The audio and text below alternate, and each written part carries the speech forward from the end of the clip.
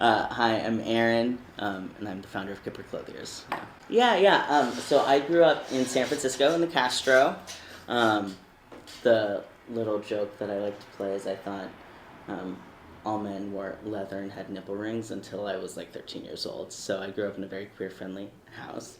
And then, city kid, and then I went to college out in Ohio to Oberlin, where I studied neuroscience and American studies.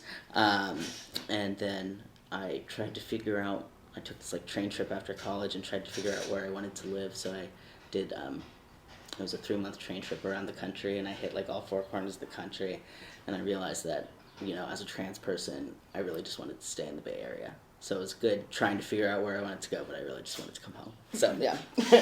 I'm a trans guy. I was he, him, and his. Queer. I don't think I've ever actually been asked that question. I mean, I think that I used to, back when I was in high school and college, I was always very colorful, very out there in terms of what I'd be wearing, but I didn't really have a sense of any of like the menswear kind of guidelines then. But since I started the company, I dress in a more kind of traditional preppy way. Mm-hmm. And we actually did a line called Kipper University, which is just like polos and stuff. And so there was a lot of discussion on what like queering preppiness is. But yeah, that's it. Yes, definitely. I think there's for trans folk, there's a certain amount of pain that goes into shopping, and confusion, and just discomfort, right? And, as I learned more about custom clothing, I felt like powerful and empowered, I guess. And, one of the reasons why I started the business was to bring that to people. Yeah. So my old business partner found I really wanted a alliteration, because that's all I wanted in the name.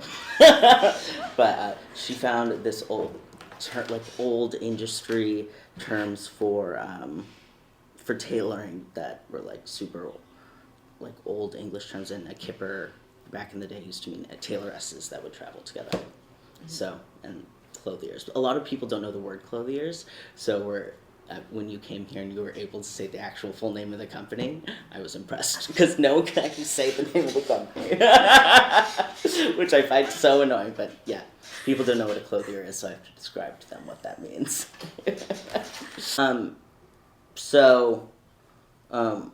Me and my old business partner, we started it the day after Prop 8 was repealed.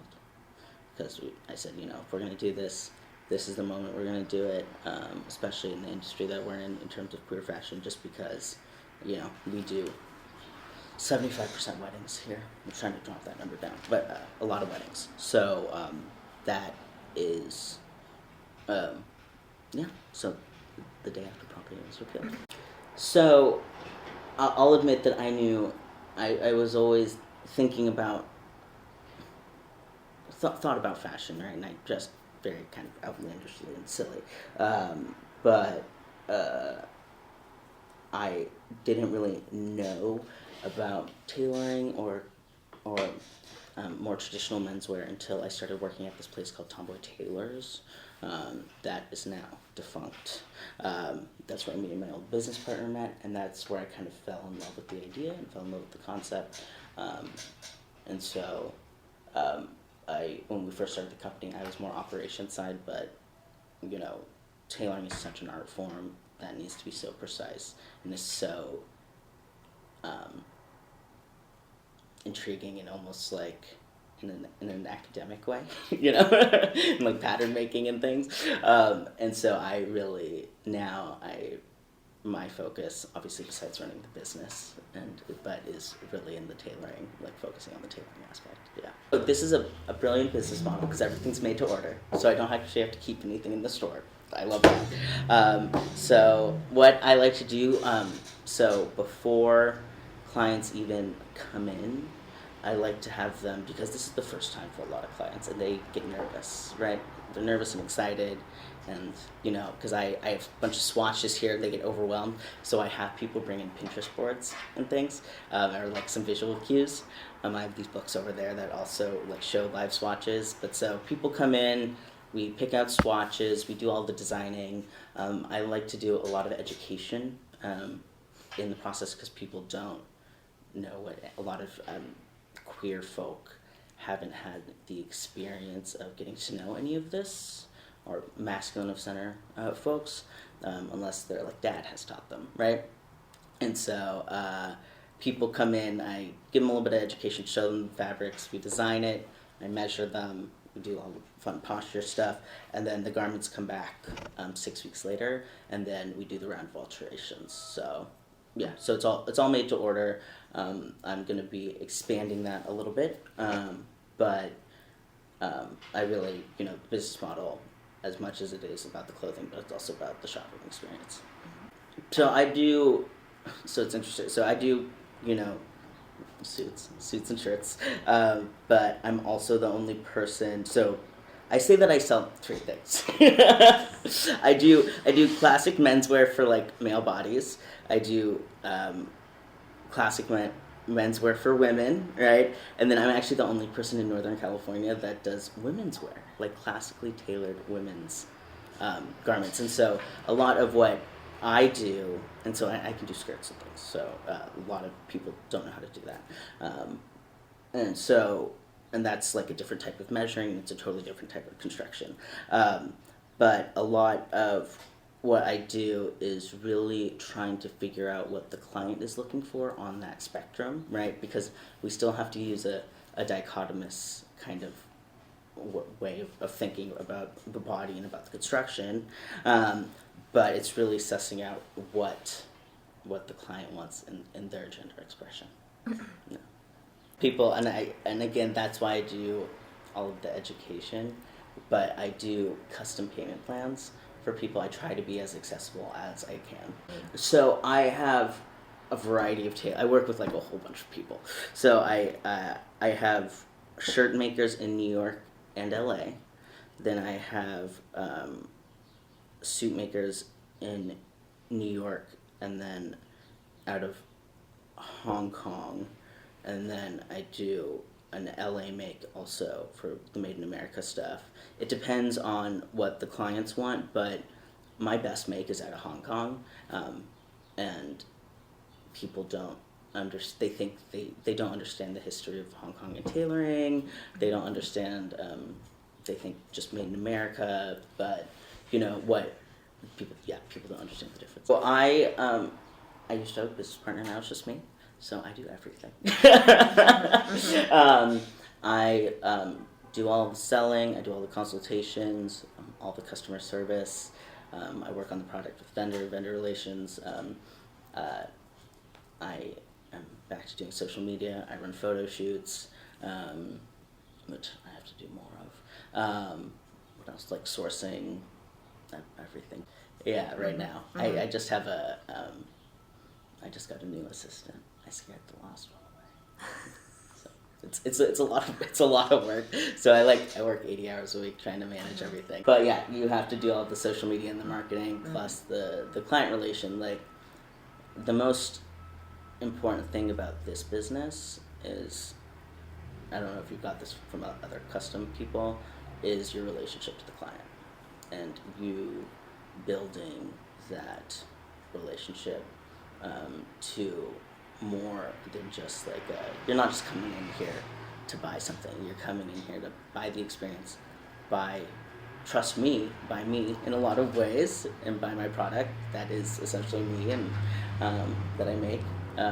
So you have to have that kind of side as well, the personal. If you get too busy to not be able to have the personal touch, then you're not going to run a successful custom place. I like to do so back before San Francisco had this like forever winter, people were buying, so I'll show you the two. the differences between the men's and the women's stuff that I do. Well, this is a good example.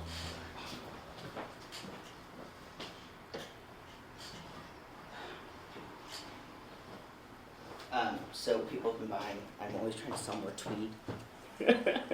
Felt like those are the old English stuff that I don't wear. So this is one of the women's garments, and essentially the difference between the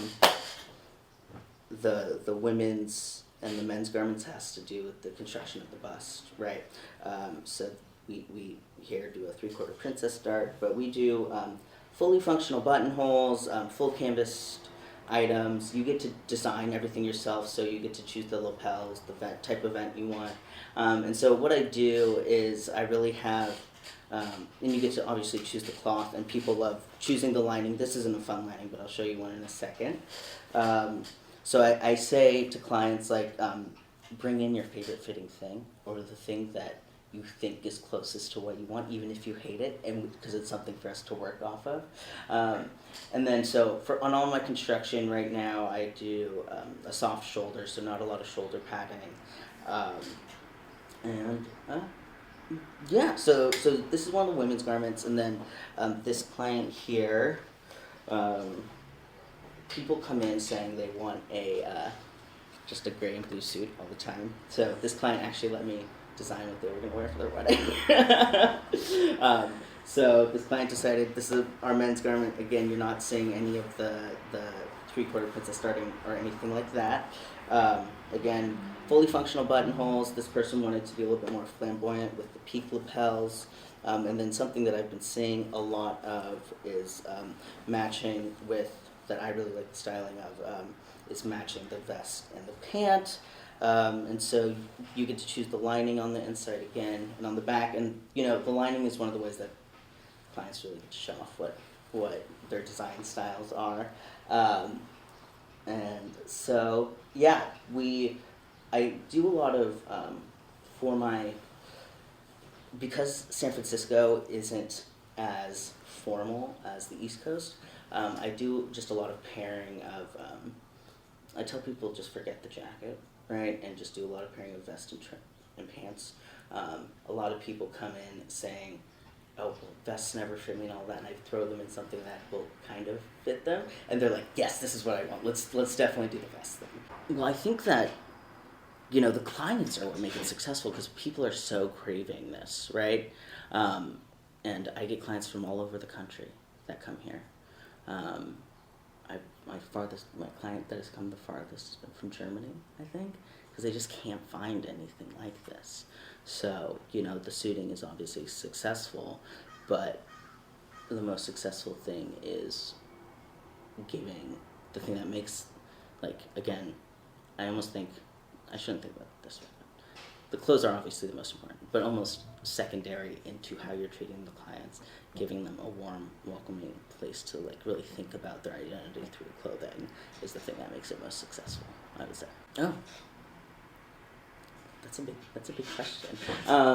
What am I most proud of? The fit in our garment, and how the evolution of the fit, and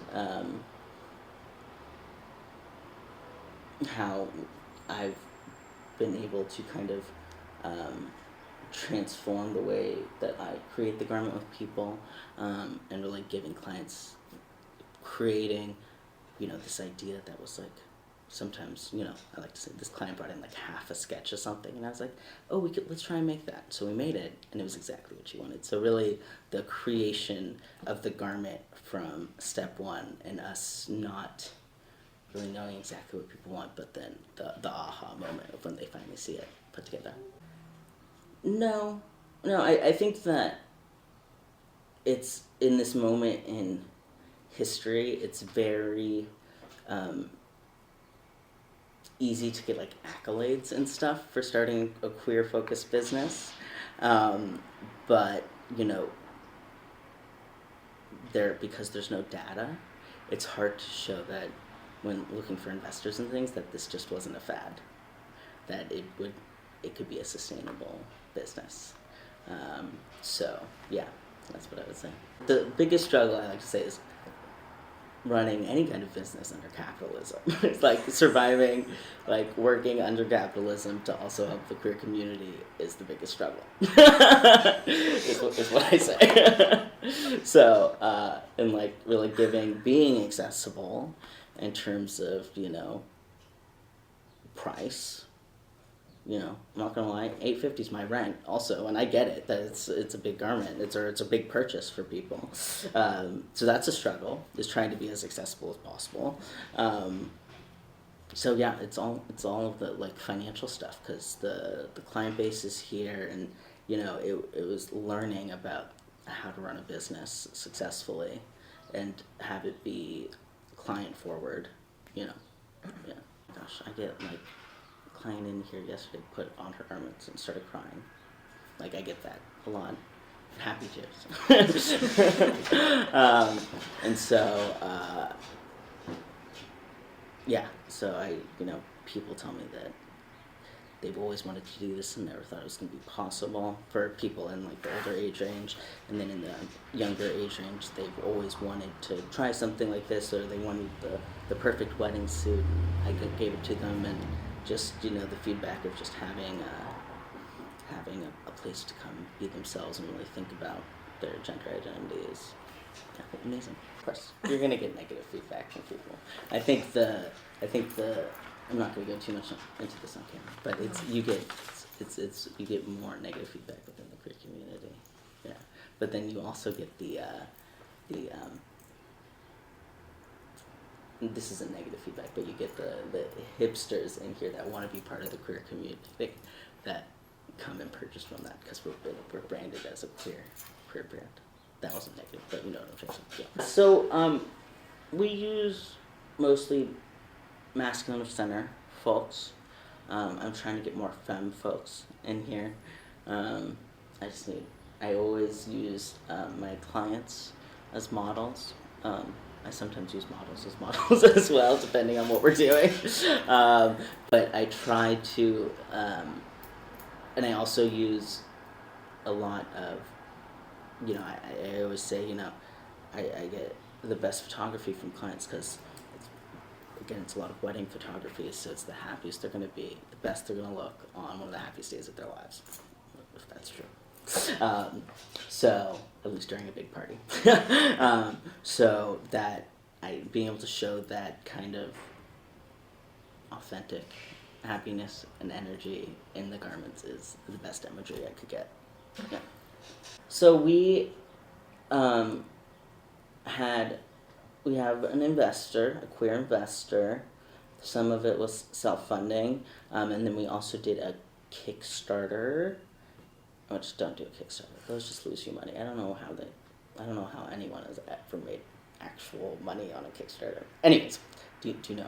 Have you had people that do Kickstarters? Almost like everyone. It's you get the money, but then it's like, fuck. Then like if you forget about like postage and delivery is like one of my biggest expenses, and I like didn't even think about that. Oh man, I still have some. People still need to come get their Kickstarter suits from me, like from 5 years ago. But like, it's hard to make money on a Kickstarter. People don't realize that. They think it's just like free money. Like you need to, like we had to get a film produced for the Kickstarter, so you gotta spend all this money up front to even like conceptualize the. So it took like a $5,000 budget to try and make 20. That's like a worse interest rate than you get out of a bank. Anyways, so that, and then we also did a series of Kiva loans. Mm-hmm. Have you heard of that? Mm-hmm. It's like microfunding. I want us to get more into that. I like whenever anyone says, let's do this thing, I say, oh, yes, obviously, let's do it. Be it, we do, I clothe a lot of people for, like I always help do clothe the NCL, National Center for Lesbian Rights president for their gala. I'm working on this clothing drive with the Jewish Community Center right now. Whenever someone asks me to go do a talk, I do a talk at like high schools and things. And that is a sector of the business that I do want to grow, just because where's the time though? All social media. Social media. Or yeah, social media. Sometimes Yelp. Word of mouth. You know, the queer community is really small, so if if one person, like every client can either lose or gain you 5 more clients as well. So have you heard that before? Yeah. So if they have a good experience, you've won 5 more clients. If they have a bad experience, you've lost 5. And you know, now we're finally getting to the point where I finally figured out the timing. People will come in for their first purchase, and then they'll come back around a year and a half later for their second purchase, and within there, they'll be talking about the brand. So I think it's mostly word of mouth. And then the one person I have on the books is my PR person. So I do a lot of PR and like influencer relations and social media and stuff. Yeah. It's not necessarily important. I let people know what's happening in fashion, and but you know, when people, I can tell them what's like in or what's on the racks right now, but I try to veer away from that in terms of us making like a creation by ourselves. Yeah. So I'll bring in colors and things like burgundy was last year's color. I think this year's color is gonna be more on the sage. Like, so I tell people what people are wearing this season, but it's really up to them. They get to decide. Yeah. All the time. You know, I read fashion blogs. I do the whole thing, and the research you got to do. I mean, even if it's just scrolling on Instagram and look at what other people are wearing on the red carpet, you know, all of that kind of high fashion, all of that stuff trickles down. It takes about a year, I would say. You would know more about this, but it trickles down into more quotidian or everyday fashion, right? So I'm telling people that I'm trying to let people know that skinny's going to be out soon, and that people are going to have to start wearing, are going to want to start wearing bigger stuff, but they don't believe me.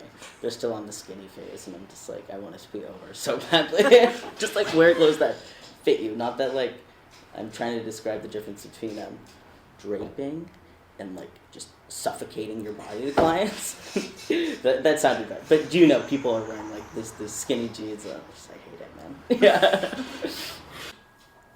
You know, I think that I grew up in a way that being queer has always been, like, I grew up in the Castro, and being queer has always been a part of my life, being around queer people, and I think it's only from that vantage point that I was able to like start a queer focused business and have the stamina and the privilege to do it without even second guessing myself.